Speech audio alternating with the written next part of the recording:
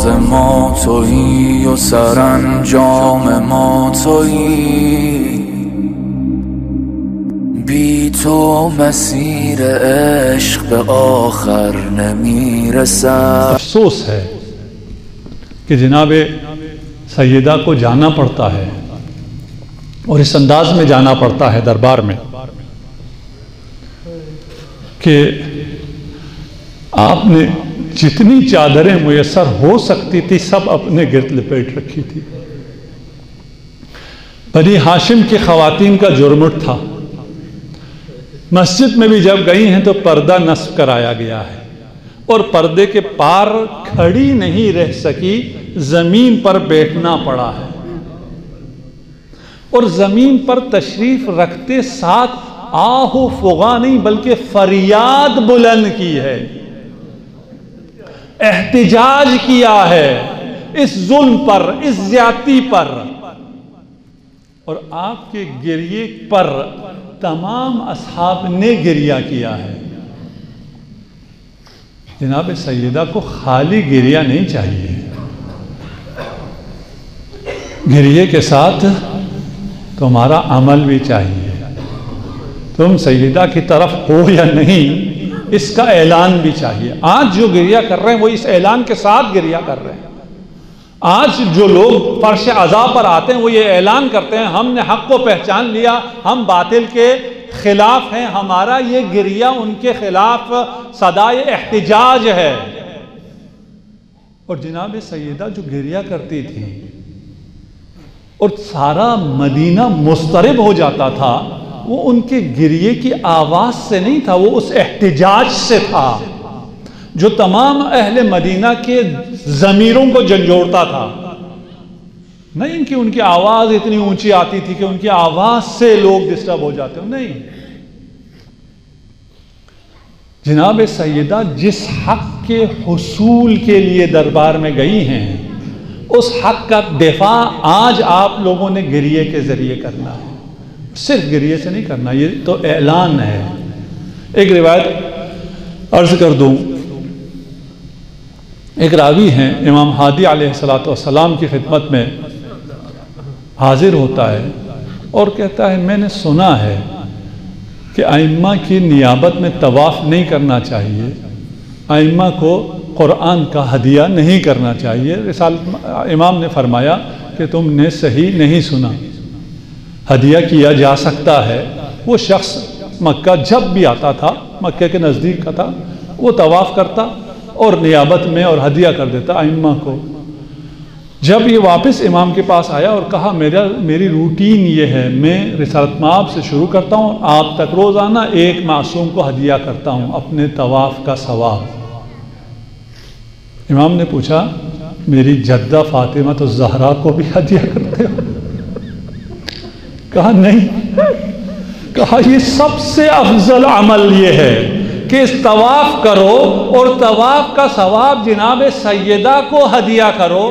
طواف کرتے ہوئے کسی کو پتہ نہیں چلتا کہ یہ طواف کس کے لیے کر رہا ہے، لیکن جب آپ گریہ کرتے ہیں دشمن کو پتہ چلتا ہے کہ جو گریہ کر رہے ہیں یہ اس احتجاج کا تسلسل ہے. جناب سیدہ نے گریہ کیا اور بیان کیا کہ لیکن حق نہیں دیا گیا. اور جب حق نہیں دیا گیا تو کہا ایھا الناس اعلموا انی فاطمہ، لوگو جان لو میں فاطمہ ہوں، میں وہ ہوں جس کے ناراض ہونے پر خدا ناراض ہوتا ہے لیکن لوگوں میں کسی پر کوئی اثر نہ ہوا. اور پھر یہ آواز ایک اور مقام سے بھی بلند ہوتی ہے، زہرا پشت در ہیں، لعین آگ لے کر آئے ہوئے ہیں. کہنے والے نے کہا اس دروازے کو جلا دو، کسی نے کہا اس گھر میں فاطمہ ہوتی ہے. اور دروازے کے پیچھے سے آواز آئی ایھا الناس انی فاطمہ، لوگو میں فاطمہ ہوں. لیکن لعین نے کہا وَإِنَّ ہوا کرے. پھر کیا ہوا؟ میرے لیے بیان ممکن نہیں ہوگا، اس دروازے کو آگ لگائی جاتی ہے، دروازے کو لات ماری جاتی ہے، دروازہ پہلو سیدہ پر آ کر گرتا ہے۔ اتنا کہہ دوں میری سیدہ فرماتی ہیں فوقعت علی وجہی،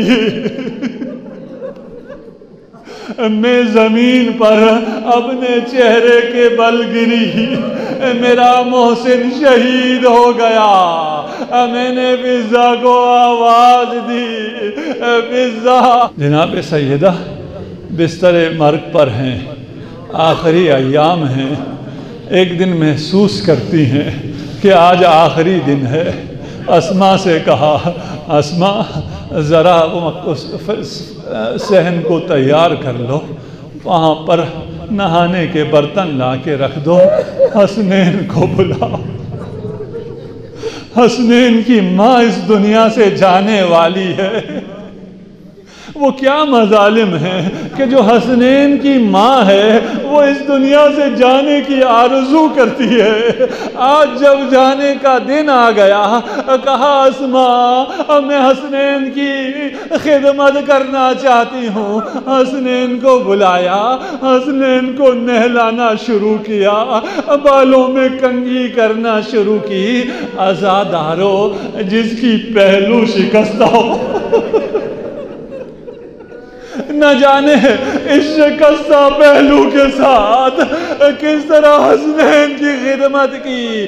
امیر المومنین تشریف لاتے ہیں، زہرا کو بستر پر نہ پایا، پوچھا کیا زہرا بہتر ہو گئی؟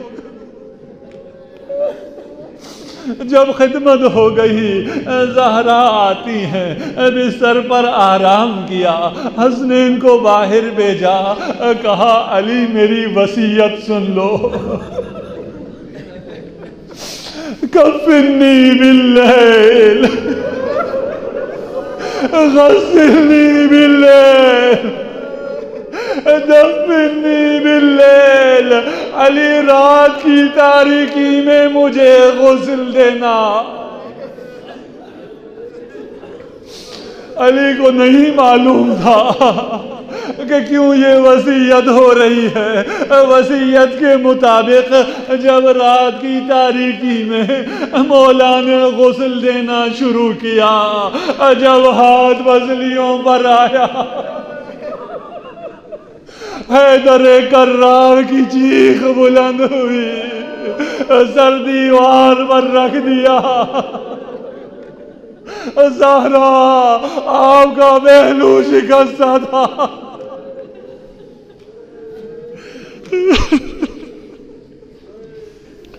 سيعلم الذين ظلموا أي منقلب ينقلبون إنا لله وإنا إليه راجعون۔